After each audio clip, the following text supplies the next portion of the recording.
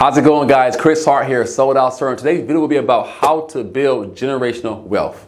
Sold out servants, and you know we've been working. We serving, we earning. The watches is hurting. Serve to earn, baby. What you know about leadership? Start small, build up. Takes a team to win a championship. Big heart, but it started with Chris. Seen a lot when it comes to this biz. Don't serve, don't earn. They gotta shift keys to be a capitalist. Sold out servants. There are many ways to build generational wealth, right? You can invest, you can flip homes, you can make a lot of money, you can build a business, guys. These are my 4 ways that I've been using in my life that work well for me. The first one is to build a business. I used to work at Apple as a business manager. I had a job at Apple, guys. I made decent income. And as I'm clocking in, I'm clocking out, I got paid every 2 weeks, man. On Friday, like clockwork, I got a check. As I'm making my money at my job, in my career, I realized that, okay, this job is great. I love the company, man. Great environment, great culture. I'm paying my bills, but guess what? I can't pass this job down to my son or my daughter. I can't say, hey, as I'm retiring in my 60s, hey, Apple, maybe you work for UPS or FedEx or Amazon, right? You say, hey, can you pass my title down to my son? That's not how it works, man. So I realized very quickly that I'm building a business, but not really. I'm building their business. I'm building Apple's business. I'm trading time for dollars, guys. One of the easiest ways to build generational wealth is to have an idea, to have an invention, to have a thought, and to put it into a business strategy, guys. Right now, I run an insurance agency. Guess what? If I were to pass away, guess who inherits my book of business? My son and my daughter. That was huge for me, guys. So all the work I've been doing since 2013, 2014, 2015, 2016, 2017, I've been building a book of business that if I pass away, it goes to my heirs. On top of that, I have an agency that I have offices across the country, right? These checks come in whether I'm here or not. So if I'm not here, guess what? It goes to my wife.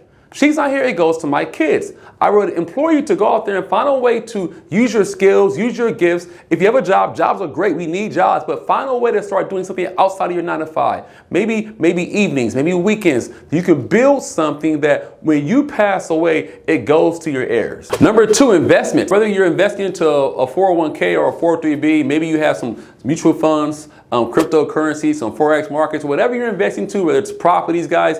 As you invest, you store money away, and as that money grows, and as your investment gets a return on the investment, over time, what starts to happen? You're building a portfolio there. And as you invest wisely over time, you're able to pass that down to your heirs. I've seen so many people who live life just spending and saying, hey, I can't take it home with me, right? When I go into the grave, my money can't go with me. I'm going to spend all my money.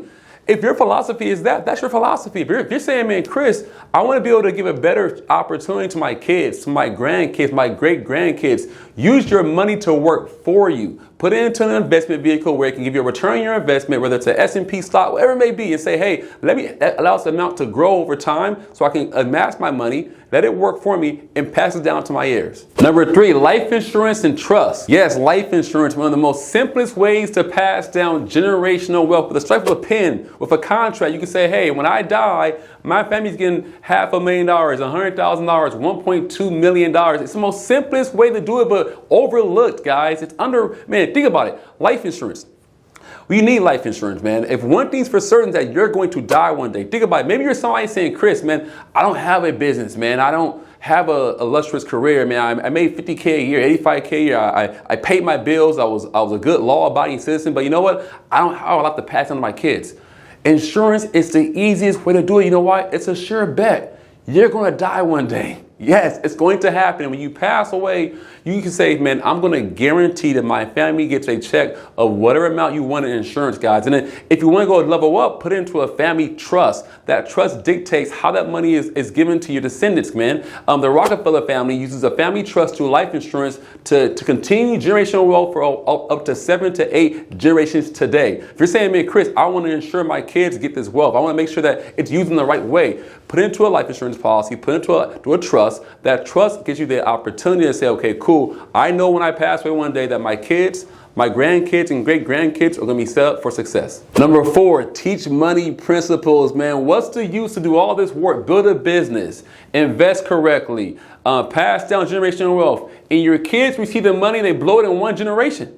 It happens too often, guys. Most families' wealth does not last more than 1.5 generations. Why? Because grandpa worked hard for the money, built the business, pass it down to the kids maintained it, the grandkids use it all up. Because they weren't using the same money principles that grandpa and grandma used. If you're going to pass down generational wealth, you have to pass down a mindset of how to build wealth, work ethic, taking care of others, self-sacrifice, delayed gratification, how to invest money. Guys, my kids have their own little debit cards, right? They're these cards. And when we go out to go eat, I'll say, hey, can you afford this, CJ?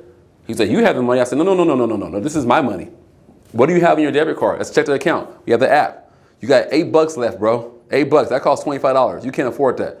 But Daddy, you can afford it. Do you want to earn something to get that done? All right, go read a book. You read a book, I'll give you $10. Make them work for it, man. When your kids are just giving things, they don't learn the true principles of money. It's about work ethic, about sacrifice, delayed gratification. If you teach them these key core principles, when you pass down the homes, the real estate, the investment portfolios, the life insurance policies, they maintain what you built and they build upon that. In conclusion, if you're saying, man, Chris, I want to build generational wealth. I want to pass it down to my kids. I want to build this thing. How do I do it? The most simplest process is take the first step forward, man. Start your part-time side business. Maybe do Uber and Lyft on the weekends. Do something. You don't own that, but do something to start working a little harder, because work ethic is a key principle in building wealth. 2, start to invest a little bit.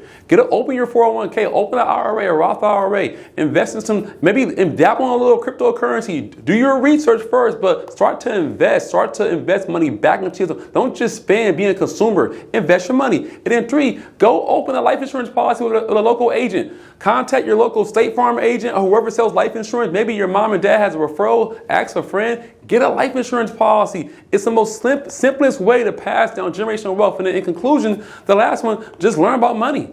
Find a way, seek out a mentor that can teach you the money game, because if you learn the money game, all 3 follow.